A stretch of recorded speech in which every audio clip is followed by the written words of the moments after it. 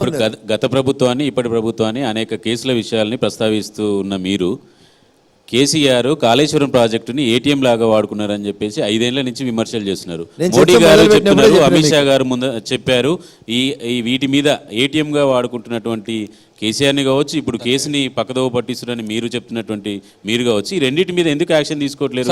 కాళేశ్వరంలో ఏం జరిగింది అనుకుంటున్నారు సార్? దానికి యాడింగ్ సేమ్ ఆంధ్రప్రదేశ్లో పోలవరాన్ని చంద్రబాబు ఏటీఎంలో వాడుకుంటున్నారు. అప్పట్లో బీజేపీ వాళ్ళు అన్నారు, ఇప్పుడు మళ్ళీ వాళ్ళతో కలిసి ఎన్నికల్లో పోటీ చేస్తున్నారు సార్.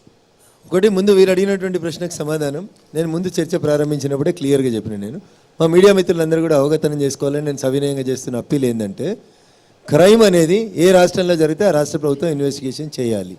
ఒకవేళ రాష్ట్ర ఎల్లలు దాటి పక్క రాష్ట్రాలకు పోయినప్పుడు గతంలో ఉన్న సాంప్రదాయం ప్రొసీజర్ ప్రకారం ఆ రాష్ట్ర ముఖ్యమంత్రి గారు ఈ క్రైమ్ 2-3 రాష్ట్రాలలో జరిగింది కాబట్టి దీన్ని సిబిఐకో ఇంకా దేనికో ఇచ్చి లేదా ఒక న్యాయమూర్తుల పర్యవేక్షణ లోపల ఇన్వెస్టిగేషన్ చేయమని అడగాలి.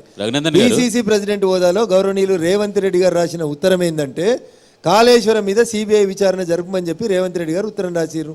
అదే ఉత్తరాన్ని పైన డేటు కింద పేరు కూడా మార్వకు రేవంత్ రెడ్డి పిసిసి అధ్యక్షులు మరియు తెలంగాణ ముఖ్యమంత్రి అని రాసి పంపి రేపే సిబిఐ ఇన్వెస్టిగేషన్ చేస్తామని చెప్తున్నాం.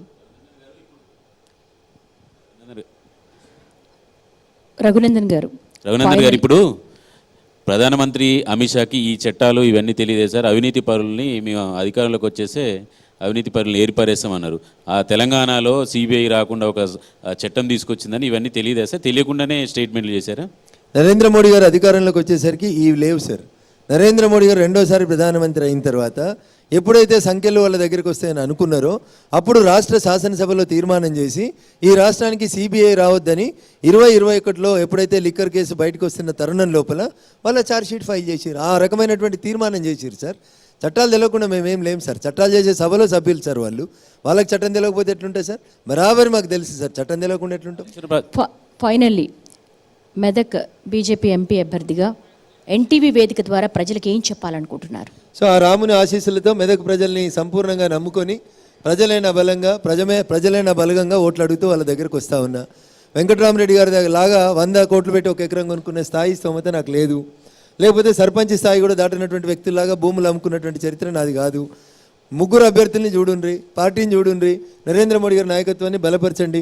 భారతీయ జనతా పార్టీ ఎంపీగా పోటీ చేస్తున్నటువంటి నన్ను ఆశీర్వదిస్తే ఖచ్చితంగా మెదక్ పార్లమెంటుని మిగతా నియోజకవర్గాలకి పోటీగా అభివృద్ధి పథంలో నడిపిస్తానని నేను సవినయంగా నా మెదక్ నియోజకవర్గ ఓటర్ మహాశయులకి సవినయంగా అప్పీల్ చేస్తాను. Thanks for joining us Raghunandan Rao గారు.